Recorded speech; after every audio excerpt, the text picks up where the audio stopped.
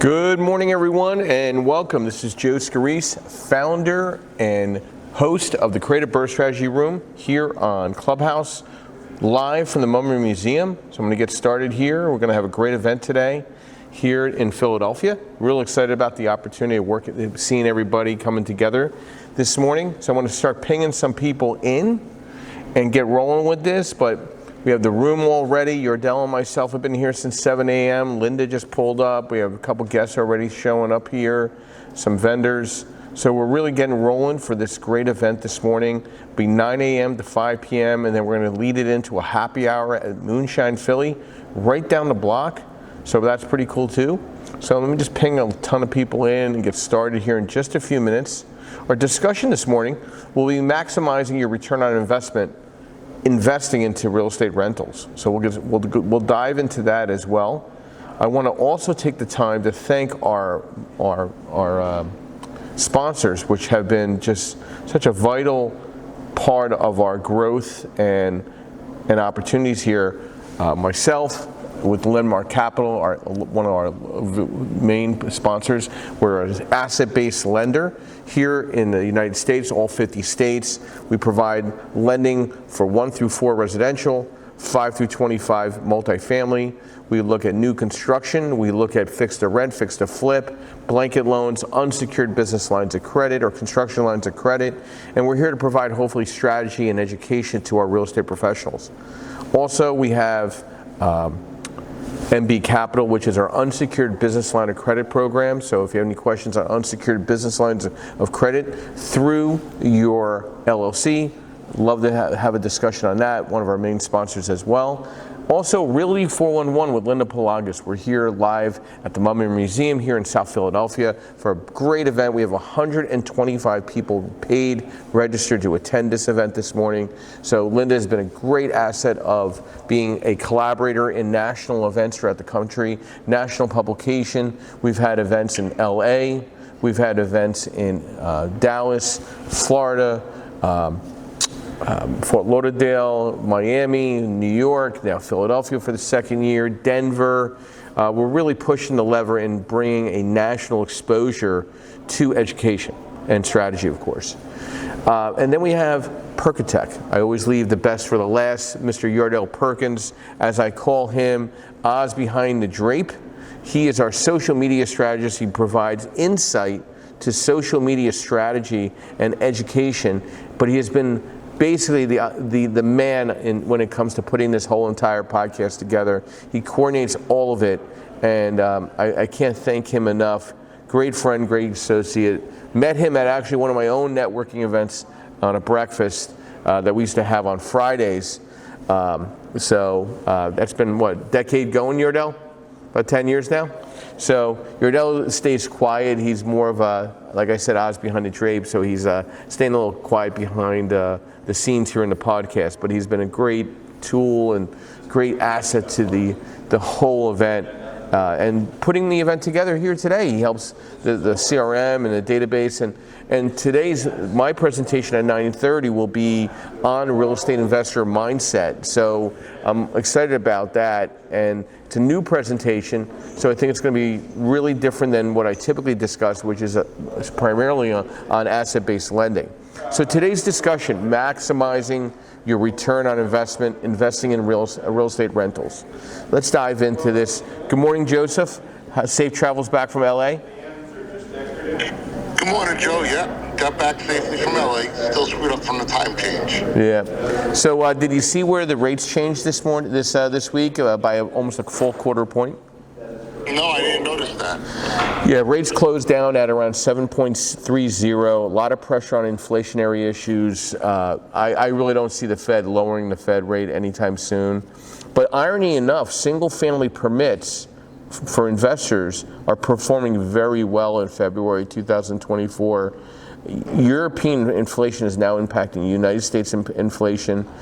Treasury yields have fallen where investors are weighing state of economy. So, some thoughts to the economy and the rates. I mean, rates are relative to how you buy, but how do you think this is going to shake out for the investor? Is it more in the favor of the investor this year than the home buyer?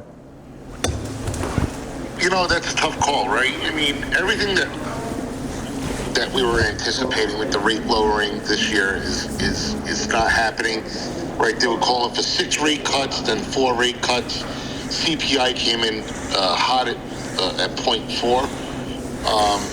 They thought it was going to be lower, so the rate cuts.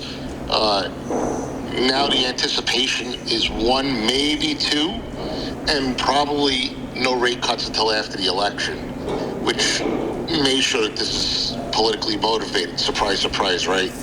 So there's a lot that went on this week in the market realm. As far as where it favors investors versus home buyers, I mean, I don't know. I mean, I don't see where home buyers were ever really on the benefit side of this. I mean, especially when they were listening to the advice of, hey, you're dating a rate, but you're marrying the house. And they were told by professionals, like, oh, rates are lower, and that's not happening. The investor, I would say, You just passed him. more of a Fringe hedge line. bet because the emotion isn't in it. They don't have to buy. The seller needs to sell, and you make money when you buy. So regardless of where the rates are at, if the price is right, you can make it work. As you know, I'm closing on another property next Friday. So buying is still out there. You just got to be smart and cautious about it. This is what separates the men from the boys, right? Yeah, and this is very interesting. A lot of change of events in this past week, for us at least. We're rolling out a new construction product and we're looking also from the new construction for spec or build to rent. But we're also looking to now go back to a couple years ago where we take the experience of the investor from a rehab or flip perspective, and now they're not requiring new construction experience. Now the rate might be a little higher, but it's going to get some more people into the new construction space. Okay, so I see some changes there. I see changes in the multifamily landscape for DSCR 5 through 25. I'm seeing a stronger appetite for the secondary market now, diving into DSCR up to 3 million on 5 through 25. Okay, but I think rates are going to change a little bit by about a quarter point on the commercial side. So right now your base rate in the commercial lending landscape, which is only relative if you're not buying correctly and your DSCR is not there, you're probably somewhere between 6.875 and 7% as a base rate, which is still extremely good. So rates right now are somewhere around hovering around 7 to 7.5, depending on the leverage. But now you're able to go up to 80% loan to value on single family through I'd say 10 units. 10 unit to 25 unit is still in the 75% range. Once you get above 3 million, then you could look at 80% as well. But that's again more of a Fannie Freddie space. But I personally think the housing market is stagnant in a lot of areas, except in the suburbs where people are getting out of the urban cities because they're scared. There's crime. They don't feel protected. The police are overwhelmed. The education is horrendous. So they're bringing their kids and themselves out of that environment and putting themselves in a better setting. I did live in Philadelphia for 12 years. I love living in the suburbs of the Philadelphia market. I like to come in when I can, and I like to go home when I can. So, and I like just the comfort of just safety and security. And I mean, there's crime everywhere, but again, I think the urban settings, the cities like the MSAs, like Philadelphia, New York, Chicago, St. Louis, are really going through a struggle. Funny enough, I was in Boston last week, Joe, and I'll tell you, it was definitely a different vibe up there. Definitely they're keeping that area very in good shape. But some of the smaller cities are doing really well, like Newark and Jersey City. They're keeping crime in perspective, and people are staying there in Newark. Actually, people are moving back into smaller MSAs like Newark or Jersey City here in the Northeast. So how does this tie into maximizing return on investment, investing in rental properties, right? Well, you got to look at the trends. What are some of the factors in the market? What are some of your renters, your tenants looking for and are looking to absorb to get the best rental in front of them? right? There's going to be a massive influx of rentals coming on board over the next 12 to 24 months with a lot of multifamily development, a lot of build-to-rent development that was originally for sale and now for rent. So you're going to have an influx of a lot of Class B, B plus rentals, along with affordable housing movement in a lot of the areas. So what are you doing, Joe, for your rentals, knowing that you're up against that type of competition? And then we'll go to Melissa. Well, you know what? Let's go to Melissa first. Melissa, good morning and welcome. Brief overview who you are, what you do, and just what's going on with your day today. And we'll dive into maximizing your return on investment, investing in rentals.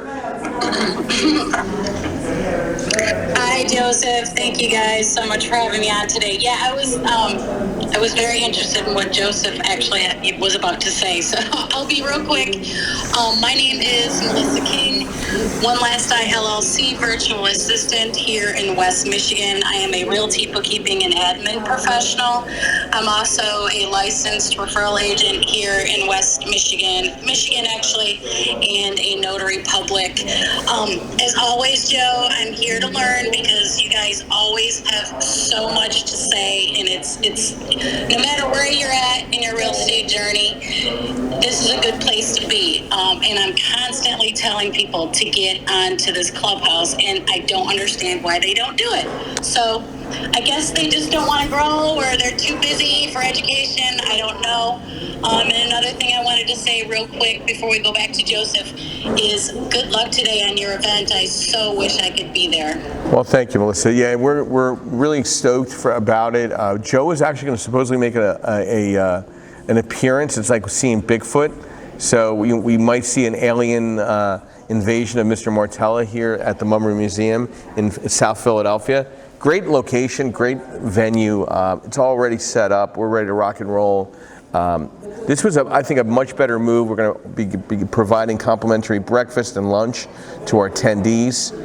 So it's going to be very well contained, where people are staying here throughout the day. We're going to podcast, film all the presentations. So we're going from almost 30 podcasts on our podcast. We're going to be close to 40 by the end of this day today, which I'm excited. We're getting 1,000 downloads a month right now, so that's pretty cool as well. But let's dive back to maximizing your return on investing into rentals.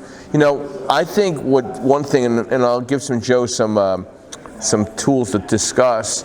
I think, you know, thorough market research is very much needed when you're looking at opportunities.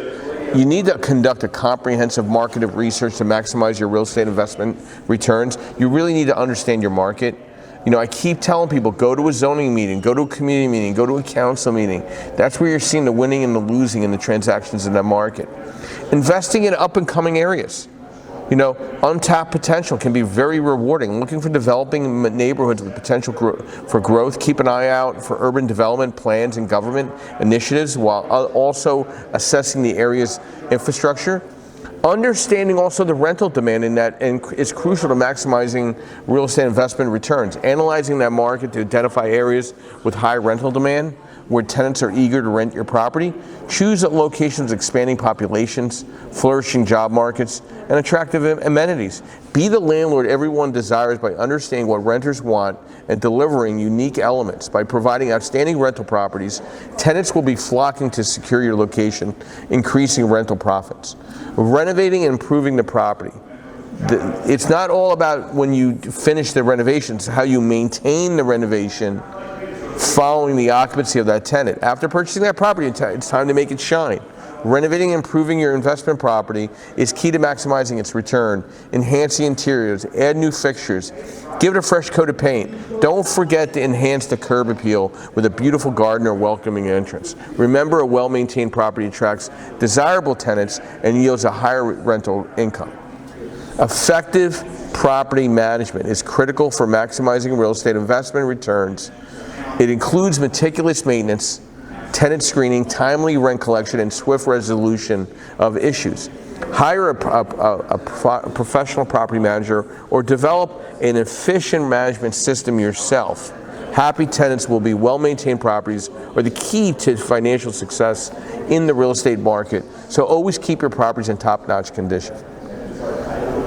Some thoughts, consideration of strategic planning. You want to explore methods that maximize your real estate investment returns, such as choosing the right location, conducting thorough market research, investing in upcoming neighborhoods, understanding rental demand, and refurbishing and renovating your property effectively and maintaining it effectively.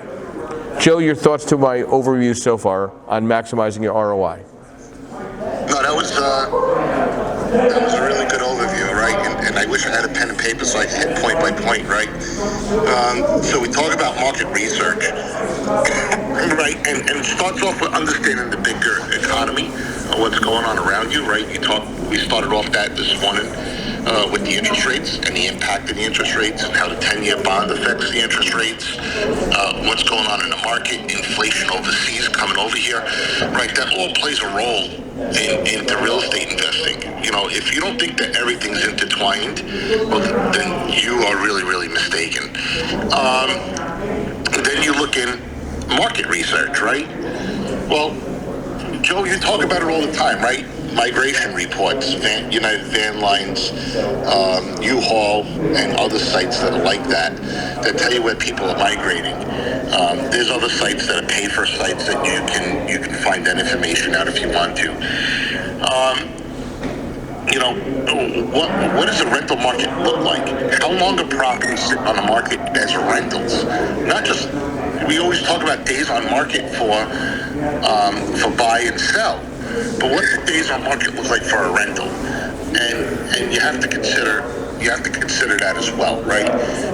Are they renting quick or are they sitting for months? You have to see landlords lowering the rents in the area, right? And it doesn't stop after you purchase a property. Your market research has to be continuous. Upkeep of the property, right? If you're going to do a burn, right, and you're going to rehab it right. Now, I didn't say over rehab it. That's a whole nother story that people get into, right? Where you're putting in marble instead of where you should be putting in granite, right? Don't over rehab, but rehab it right. That'll prevent the repairs from happening over and over and over again. I have properties in my portfolio that I haven't been to in years because the rehab was just done correctly. If you want to look at it, everybody complains about tenants. Tenants are rough on the properties and all that other stuff. Well, some of you in the audience and on stage have kids, right? How rough are the kids on your property? You must love them, but how rough are they on your property? And how many times are you making repairs? Which on the same thing over and over. If it's done correctly, you're not, no matter how rough they are. We're talking about just regularly wear and tear, not just someone intentionally ripping a door off a cabinet. I'm on the podcast. Right. Table next to me. But be prepared for making those repairs as they come up. If you treat your property like crap, the tenant is going to look at your property as, well, if the landlord doesn't care, why should I? Just because you have their security deposit doesn't mean that they care anymore, and they can use it to document against you. So that's something for you to take into consideration that you're doing. Property management. I manage my own property. Some people think I'm crazy, and I think it's smart, but that's always a debate. You have to do what's best for you and your portfolio. I've talked about my numbers in the past. I'm not going to go through that again, and my reasoning behind it. But property management is key, right? How do your tenants communicate with you? How do you communicate with your tenants? Is it professional communication with them, right? You shouldn't be using, curse words or any other informal language. Preferably write them a letter. There's ChatGPT now that anybody can write a friggin' letter in 5 minutes. Are you handling their security deposit properly? Are you giving them the interest when you're supposed to be giving them? When you do that type of stuff, the tenants realize, wow, this is a landlord that knows his stuff. And then not only is it an appreciation factor, but it's also, this landlord knows his stuff. He knows the law. He's not going to screw around. Let me play within the lines of our contract. It's also a deterrent, I would argue. So there's many different factors that go into that, Joe. I don't know if I missed anything else on what you talked about. Well, you definitely didn't miss that you're crazy. So I will confirm that you are crazy. So that's definitely a guarantee. So I want to make sure we got that on video and on tape. But I think a landlord thinks that everything's going to just go into controlled environment once they get the tenant. I think that's when it gets that's when you really got to get smart. You really need to be efficient. What type of expenses are impacting your bottom line on your cash flow? And I think it's the most important part. I mean, who's paying the electric? Who's paying who's paying the heat? Who's paying the water? Right? These are massive movements in profitability. I think also understanding your insurance once you're at multiple properties, where the cost effectiveness is of getting good commercial insurance is extremely important as well. And then having that proficient and efficient maintenance button-up guy up and above your property management group, I think is important, because I think a management group is going to add 30% cost to a bill, where if you get a good button-up person, you're getting real numbers. You're getting a real hourly. It's a little more cost effective. I think the efficiency of a good property management company is how good you're managing the management company and having your own backup bullpen for regular maintenance and upgrades. And optimizing the rental pricing is very important. Understanding your rental market. Don't depend on other people. Depend on yourself to understand what is the rent capacity in your market. Is it Section 8 affordable housing? Is it the market rent? Is the market rent in Section 8? It's not that hard to look this information up. Joe looks it up all the time, right? Reducing these operating expenses as well, and either putting more toward the tenant or doing the renovations at the time where these operating expenses are working in your favor.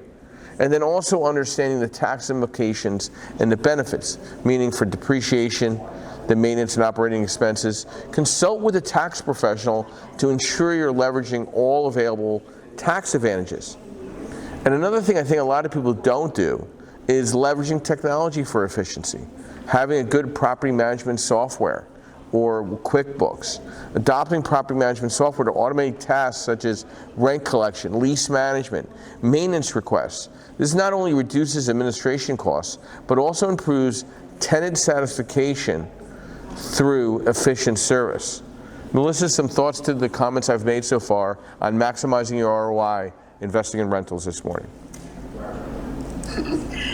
Yeah, you were spot on. There were 3 of them that I liked was have your backup repair guy. I've actually seen on some owner statements for my clients, they can get ripped off by being overcharged by their so-called maintenance person. So definitely pay attention to that. Manage your property manager. Don't just ignore the owner statements that come across your desk.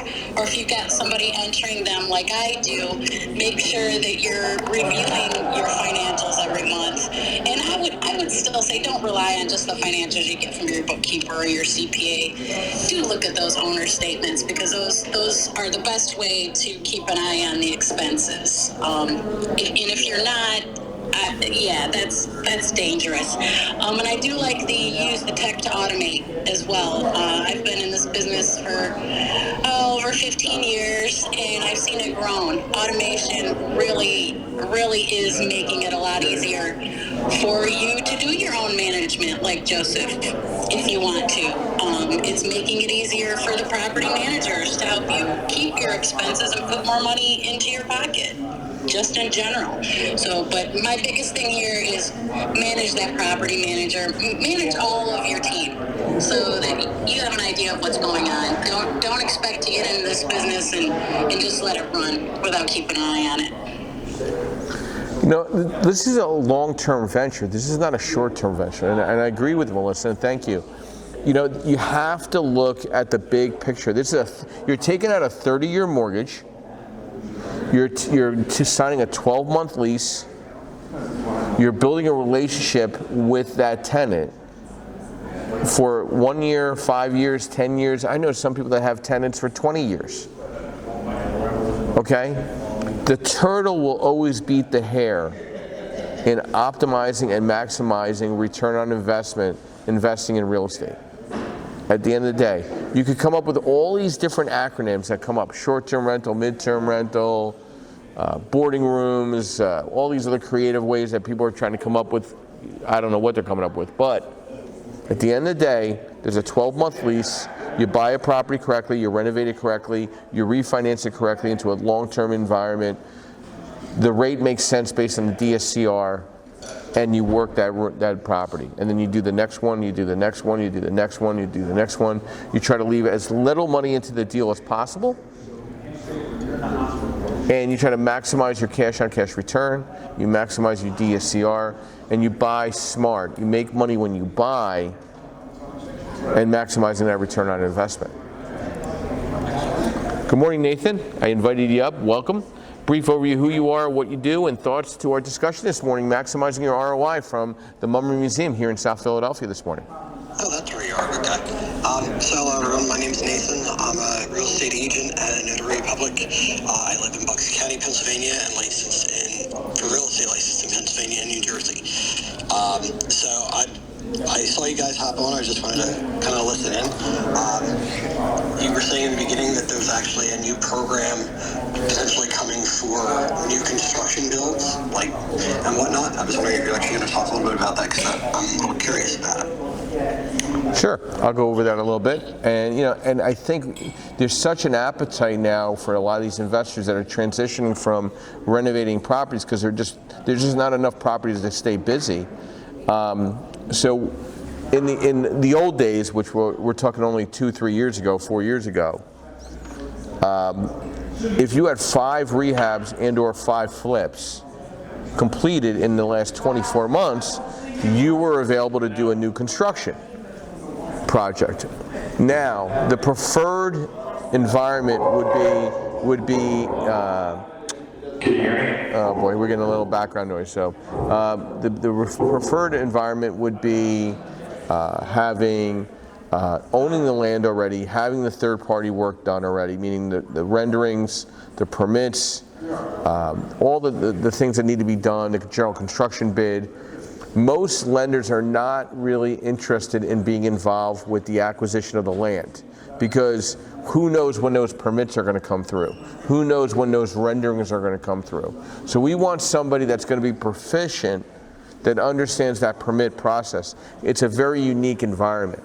So I would say I'm more in favor of financing the land once you own it and third parties in place. We'll go up to 90 to 100% of the construction costs, depending on how much you have into the deal, meaning how much you bought the land for, how much the third party expense was paid for. We could reimburse on that cost and tie that into the construction vertical work. And what we will do is give up to 100% of the construction.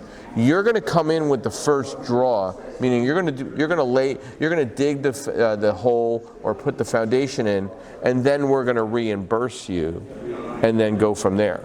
And then it's a reimbursement of draw schedule to complete that project.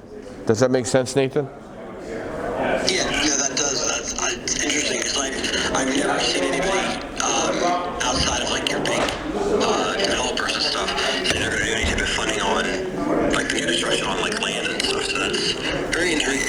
Well, listen, when you have a lack of inventory to renovate, even though there's permits being pulled all over the place, I mean, eventually, Will Rogers made a great quote 100 years ago: "You can't make more land. You can make more houses. You can't make more land." Right? So obviously the market is seeing this. The secondary market is seeing this, and they're becoming a little more lenient on the new construction environment, where they were requiring 2 new construction builds with ownership in the last 24 to 48 months. Now they're changing. They're kind of changing and shifting their sale. So it's just because of where the market's going. Because listen, let's be honest, Nathan, a good contractor doing a renovation, it's going to cost just about the same doing new construction at the end of the day if you're doing a gut to the studs, right?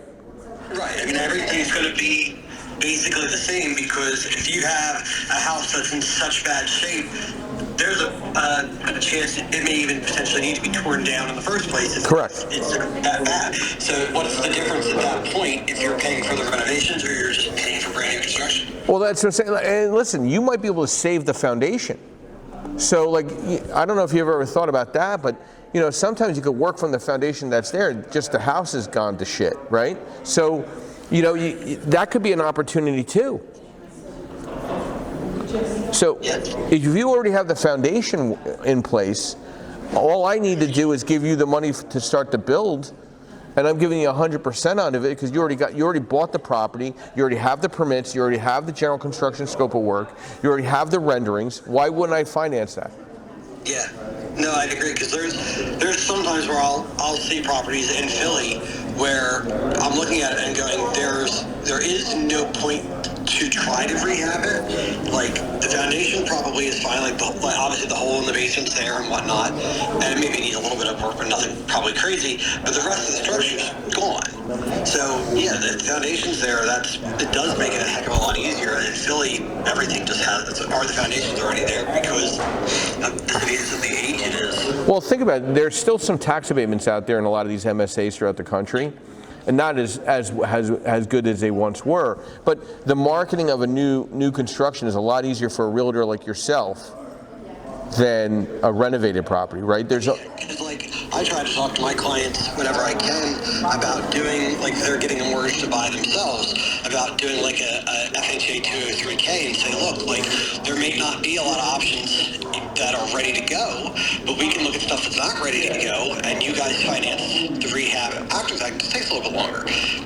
And what I've noticed is people are kind of lazy, and they're just like, no, I don't. I just want to buy it and move in and be done, and I don't want to take the time and the effort and all that stuff, and they just want the convenience of it. So, well, this is the thing. People don't see the benefit of owning new construction, like 2-family through 4-family. Like, if you're going to do new construction, don't go building single-family homes, because there's a lot more pressure on that deal to be occupied.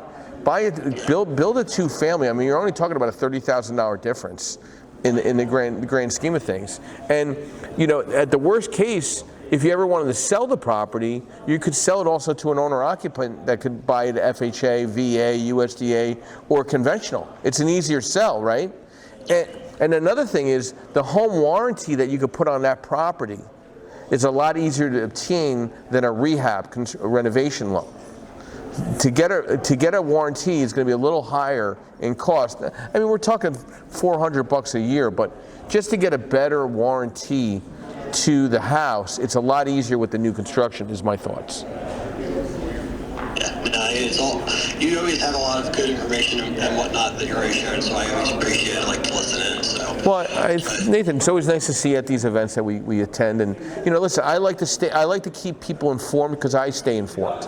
I look at the long-term perspective. I don't look at the short-term perspective. I try to select the right asset for the right client and the right client for the right asset.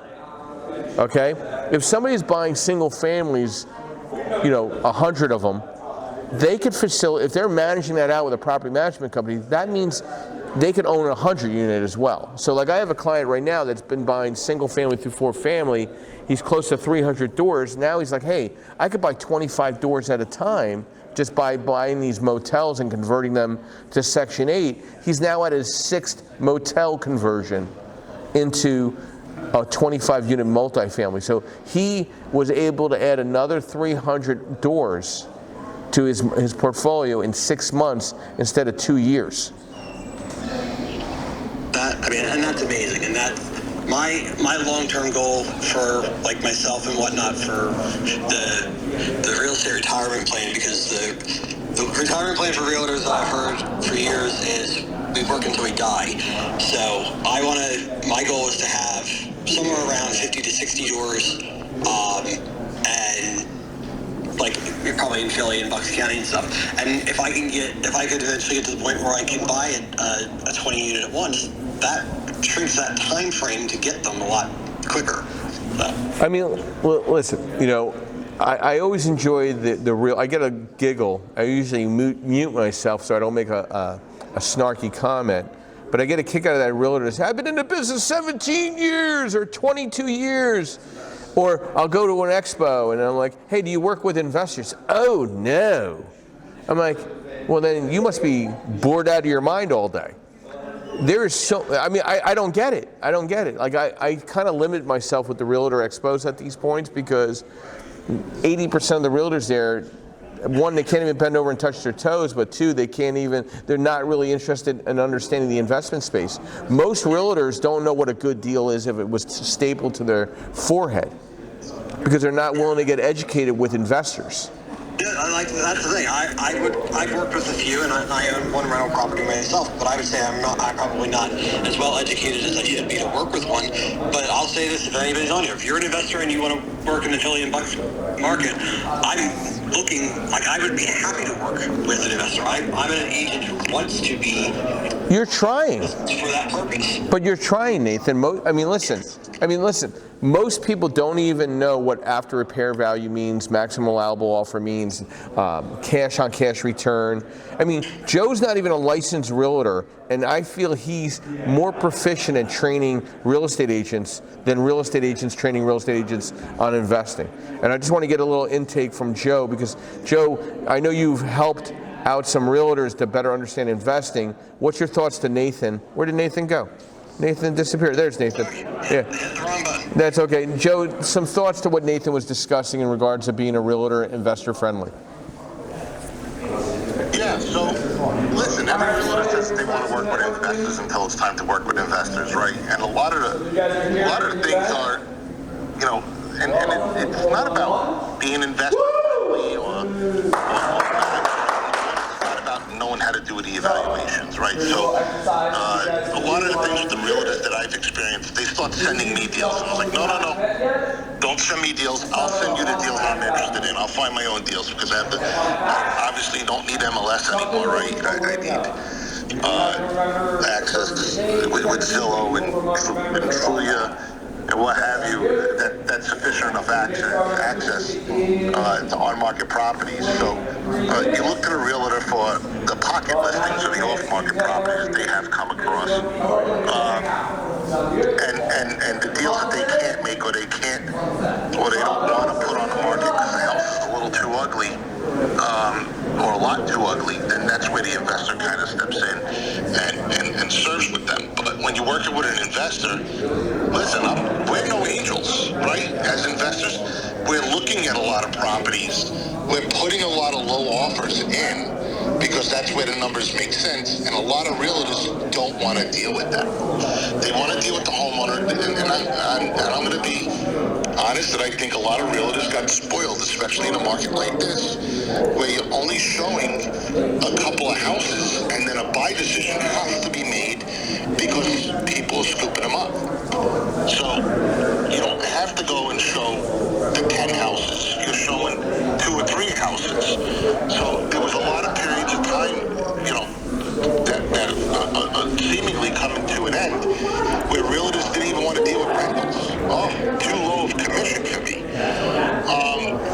But at the end of the day, when the homeowners disappear, the investors are the ones that are there. So realtors need to learn to work with investors, and that is looking at the multiple houses, putting in the multiple offers. I mean, I've had a realtor tell me, oh, that offer is too low, and I have a reputation to uphold. No, you have a responsibility to put the offer in. I absolutely agree. When I first got in the industry, I would hear you shouldn't lowball the offer because you might insult the seller. And my response, from learning and looking at things, is why do I care about the seller? The seller's not my client. I don't care if I insult them or not. I have to do what's best for my client, and whatever offer they want to make, what they think is fair, is what I'm going to do. Exactly. That's what it comes down to. And you would have a lot of that goes on. So, you know, and then I think that they do a little bit of an injustice to the realtors because they put you through this course. They really don't teach you anything. I have a family member that became a realtor, and they were saying, oh, you know, Uncle Joey, I want to be your realtor. Okay. And I started saying, what does this mortgage rate impact on this property? What might cash flow be? Oh, I don't know. I client to go to their mortgage broker. Well, then how are you going to work with me if you don't know how to evaluate a property? Right? So the realtors that are working with the investors, that are going to the investors, that are learning what Joe teaches is maximum allowable offer and this DSCR loans that he does. You know, obviously, this is investor language. This is investor products. These are what investors do. And learning this stuff, that'll get you guys through the rainy days, so to speak, because the rainy days are always on the horizon, right? Everything's great now, but if you're living for now, you're not worried about what's going on in the future, you're not really building your business, and that's what separates the realtors out of the game, right? Because there's going to be realtors that are going to be put through a sieve pretty soon, right? With not only with the lawsuits, but with maybe the homeowners drying up at time. You know, economies come and go. Every 7 years it changes.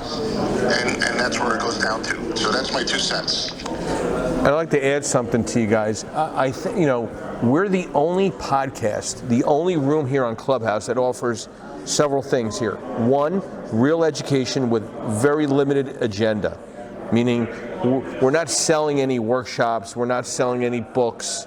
We're just service providers, okay? 2, we're here every Saturday and Sunday with a different educational piece to understanding how to maximize your return on investment like today, okay? We're the only one that has a live podcast on all the social media buckets. We're the only club here on Clubhouse that provides worksheets for you to be a smarter real estate professional, real estate service provider, real estate agent. And now we offer a nationwide CE course on navigating asset-based lending, and I'll take some credit. I'm published. I wrote the book, I wrote the module, and now I can teach this course for licensed real estate agents in understanding the investor mindset in navigating through asset-based lending for 3 credits in any state in the country. Now, this is the catch and why I'm not teaching this enough. Because all these real estate brokers are sucking wind through a straw right now just to keep the lights on. And if they're not getting paid by their service providers to buy into their stable, they're not going to allow somebody to come in to provide insight and education, because it will interfere with their bottom line with how they're being paid. And that is a fact. You know, in today's discussion I'm going to have today here at the Mummy Museum, we're going to talk about the real estate investor mindset.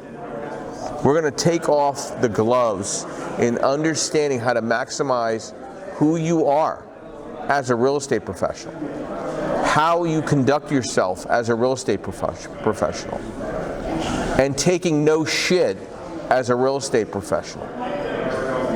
Justin, good morning and welcome. Brief overview of who you are, what you do, and thoughts to our discussion this morning, maximizing your ROI, investing in rentals, live from the Mummy Museum in South Philadelphia. Oh yeah, man, we got a special show today. Well, yeah, Joe, I'll definitely say, look, if you don't do anything but start with the last remark you made, man, don't take any shit, man. Know what you're doing, know where you're going, and stick to your grounds. If you're incorrect, right, based on your own metrics, it'll be much easier for you to digest than if you have to take a loss because of somebody else's mistakes, somebody else's dishonesty, that you just were nonchalant and didn't do your homework and make sure you check that out. Hey, get your deal. Dealings with that individual. So that's one way you can maximize your ROI is minimizing the mistakes and the error you're gonna face inevitably by dealing with dishonest people and dealing with folks who can't really prove to be who they say they are or prove to have the capabilities they say they are. So verifying,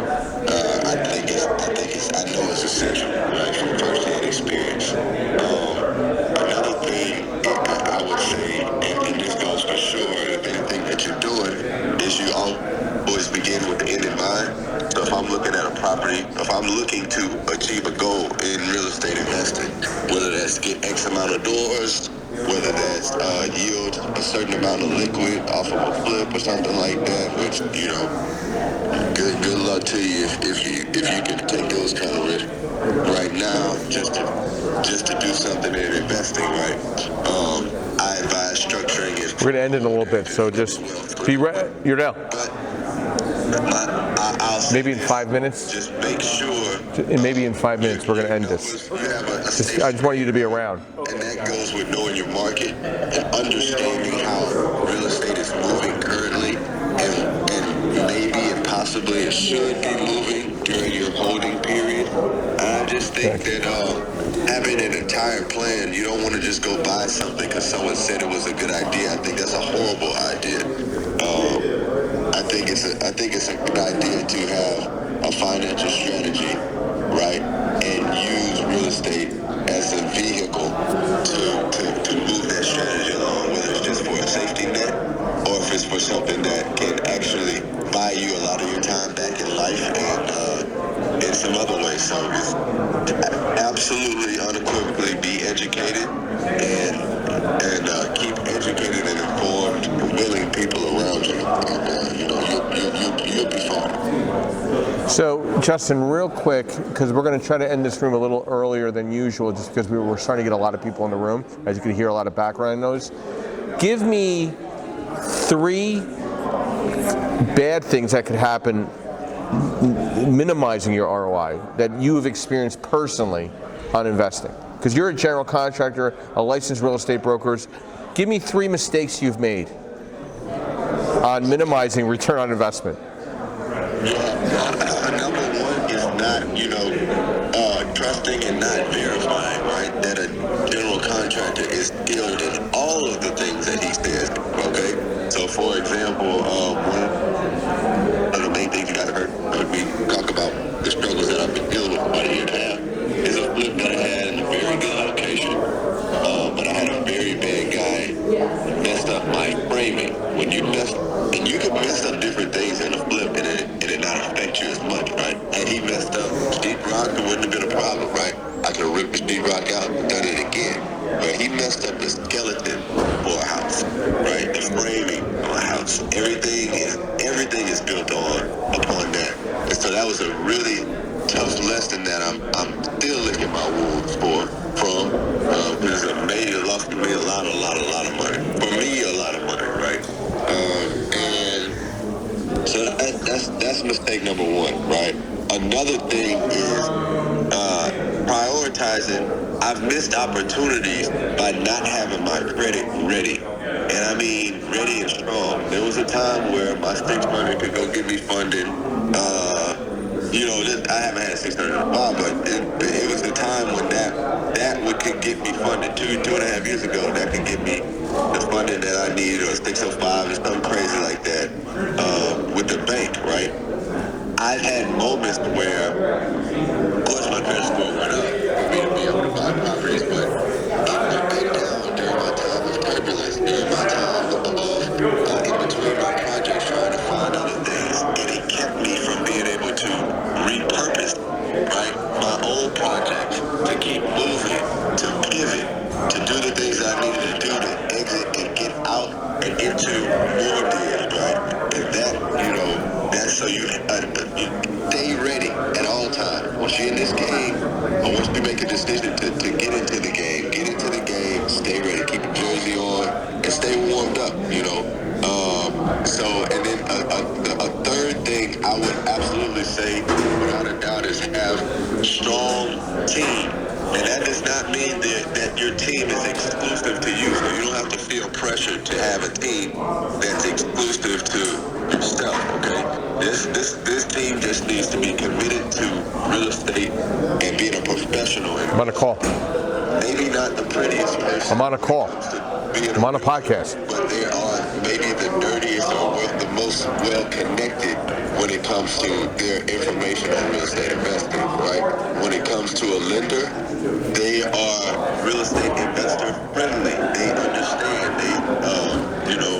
They provide things for you to help you be successful. These are things that once you've experienced something on a higher level, you can hold that standard. Like in 2024, before, you don't have to worry about it. Like, see the way, I'm going to just use Joe for example because it's this room. But the way he's giving out sheets and spreadsheets in my life, in my line of work, you know, if I go somewhere on the other side of the world, something happens to Joe and I can't use Joe, the next lender needs to be able to provide me some of these things. The next lender needs to have the same or similar energy, because that's tied to my good experience. Lending is tied to, it makes me feel comfortable that they are excited about what we're doing. They're motivated to help me be successful. So your team right, keep your scores and stay warmed up so you can play in the game, have everything you need, your money to the side, your credit score right, and always verify, especially when you're dealing with a contract. It's one of the biggest hustles out there. They'll hustle your grandma, anybody. Trust me, they gotta eat. So I'm not one of those GCs. I GC my own stuff. So I want to make that distinction too. So I have a different mindset about it. Just wanted to throw those things in there. Justin, that's great. Listen, because you know why? Most people want to talk about all the great stuff. I want to talk about the mistakes. You know, because you want to make as little mistakes as possible. You're gonna make them, but you hit some really great points that people just want to push to the side and don't think it's important. And I want to thank you for that. Joe, your final thoughts to our discussion this morning, maximizing your return on investment, here on Clubhouse, live from the Mummer Museum. No, it